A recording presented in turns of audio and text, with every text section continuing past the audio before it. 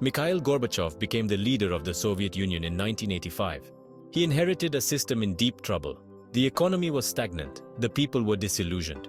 Gorbachev knew that change was necessary. He introduced two key reforms, Glasnost and Perestroika. Glasnost meant openness. It allowed for greater freedom of speech and press. Perestroika meant restructuring. It aimed to reform the Soviet economy, making it more decentralized and market-oriented. Gorbachev's reforms were radical. They challenged the very foundations of the Soviet system. For decades, the Soviet Union had been ruled by an authoritarian government. Control was paramount. Dissent was crushed. Gorbachev's reforms threatened to unravel this tightly controlled system. Many within the Soviet leadership opposed Gorbachev's reforms. They saw them as dangerous and destabilizing. The coup in 1991 to remove Gorbachev failed, but it further weakened the Soviet state. Gorbachev's reforms set in motion a chain of events that would lead to the end of the Cold War and the collapse of the Soviet Union. The Cold War was a period of intense rivalry and tension between the United States and the Soviet Union. It was a clash of ideologies, capitalism versus communism. The world was divided into two opposing blocs. The United States led the Western Bloc, while the Soviet Union led the Eastern Bloc. This division of the world into two dominant powers is known as bipolarity. Each superpower had its sphere of influence. They competed for allies and resources. They engaged in proxy wars in Korea, Vietnam, and Afghanistan. The threat of nuclear annihilation hung over the world. Bipolarity defined international relations for decades. Both superpowers understood the consequences of a direct conflict. This understanding, often referred to as mutually assured destruction, MAD, served as a deterrent to all-out war. The Cold War was a defining period of the 20th century, shaping the world we live in today. Glasnost and Perestroika were intended to revitalize the Soviet system. I believe that by introducing limited freedoms and economic reforms, we could reinvigorate the stagnant Soviet economy and appease growing public discontent. However, these reforms had unintended consequences. Glasnost, with its emphasis on openness, allowed for the expression of long-suppressed grievances. People were now free to criticize the government, the Communist Party, and even me. This newfound freedom of expression unleashed a torrent of criticism and dissent. Perestroika, intended to decentralize the economy and introduce market mechanisms, struggled to gain traction. Rather than revitalizing the economy, Perestroika led to shortages, inflation, and economic uncertainty. Freedom of expression fueled public discontent over the worsening economic situation. The Soviet Union, once a monolith, was beginning to crack. The Soviet Union was not a single nation but a union of 15 republics, each with its own distinct history, language, and culture. For decades, these national identities had been suppressed under the banner of Soviet unity. However, Gorbachev's reforms had inadvertently unleashed a wave of nationalism that would ultimately tear the Soviet Union apart. As the economic situation worsened and political freedoms expanded, nationalist movements gained momentum in the republics. In the Baltic states of Estonia, Latvia, and Lithuania, calls for independence grew louder. In the Caucasus, long-simmering ethnic tensions erupted into violence. The attempted coup against Gorbachev in August 1991 proved to be the death knell of the Soviet Union. The coup failed, but it fatally undermined Gorbachev's authority and emboldened the republics in their quest for independence. On December 25, 1991, Gorbachev resigned as the president of the Soviet Union. The Soviet Union, after over 70 years of existence, ceased to be. Section 5. The Shock of Freedom, Therapy, and its Discontents. With the collapse of the Soviet Union, Russia and the other former Soviet republics faced the daunting task of transitioning from a centrally planned economy to a market-based system. The prescribed solution, advocated by Western economists and institutions like the International Monetary Fund, was shock therapy. Shock therapy entailed rapid privatization of state-owned enterprises, liberalization of prices, and deregulation of the economy. The goal was to swiftly dismantle the Soviet-era command economy and replace it with a free market system. The implementation of shock therapy had an immediate and profound impact on Russian society.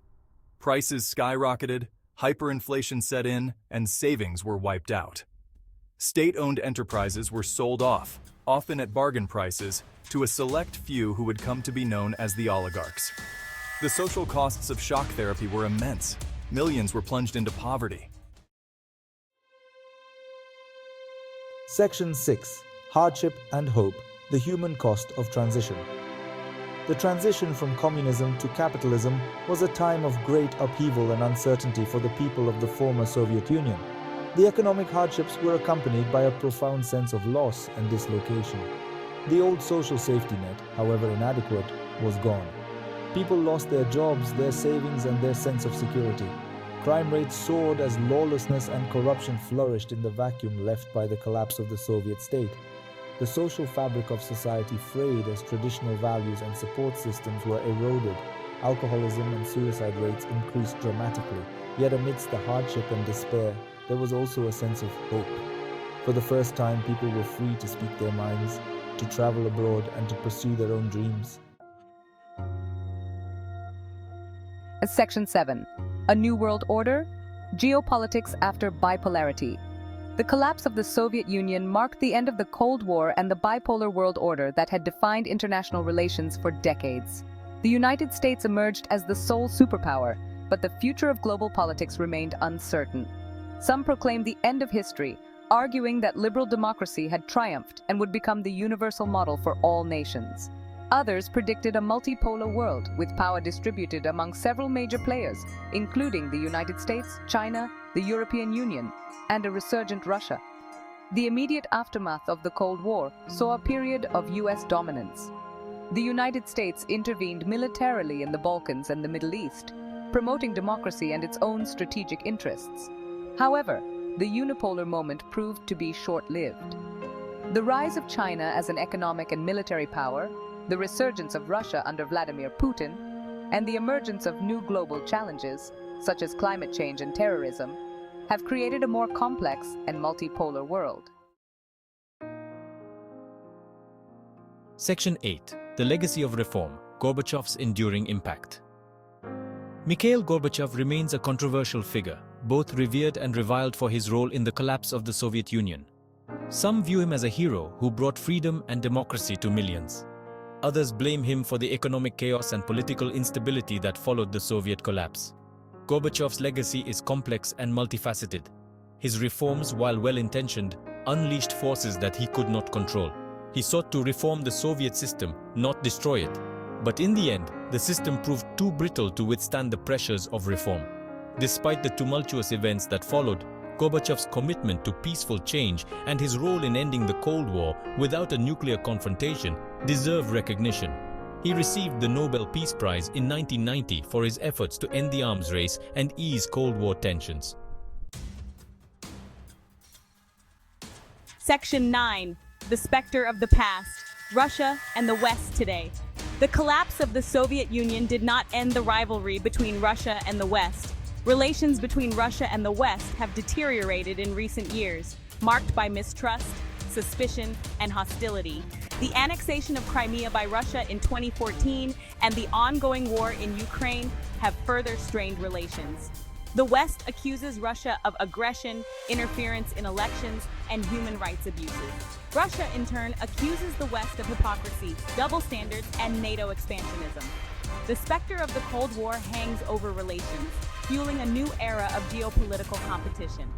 The current state of relations between Russia and the West is a reminder that history does not end. Old rivalries can resurface, and new challenges can emerge.